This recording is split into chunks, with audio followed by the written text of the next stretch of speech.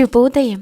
ఎవరైనా మనల్ని అవమానించినా, అవహేళన చేసినా అది మనల్ని చూసి కాదు, మన పరిస్థితిని బట్టి. ఒక్కోసారి ఒక్కొక్కరి మీద అభిప్రాయాలు మారిపోతుంటాయి. కేవలం మన పరిస్థితిని బట్టి మాత్రమే మాట్లాడుతారు, కానీ మన వ్యక్తిత్వాన్ని చూసి మాట్లాడరు. ఎందుకంటే మన వ్యక్తిత్వం మనకు తప్ప ఇంకెవ్వరికీ తెలియదు. అవతలి వారు మనల్ని అవమానించారని, అవహేళన చేశారని, తక్కువగా చూశారని వారి మీద మనం ద్వేషం పెంచుకుంటే నష్టం వారికి కాదు, మనకే కలుగుతుంది. ఎందుకంటే ఎవరైతే మనకు ఇష్టం ఉండరో, ఎవరైతే మనకు నచ్చరో వారితోటే మనం కలిసి ఉండే పరిస్థితులు క్రియేట్ అవుతాయి. వారితోటే మనకు అవసరాలు కలిగేలా కాలం కలిగిస్తుంది. అందుకే కొంచెం ఓర్చుకుంటే, కొంచెం ఓపిక ఉంటే జీవితంలో వచ్చే ఎలాంటి సమస్యలనైనా ఎదుర్కోగలం. అన్నిసార్లు అన్నీ అనుకూలంగా మనకు నచ్చినట్లు జరగవు.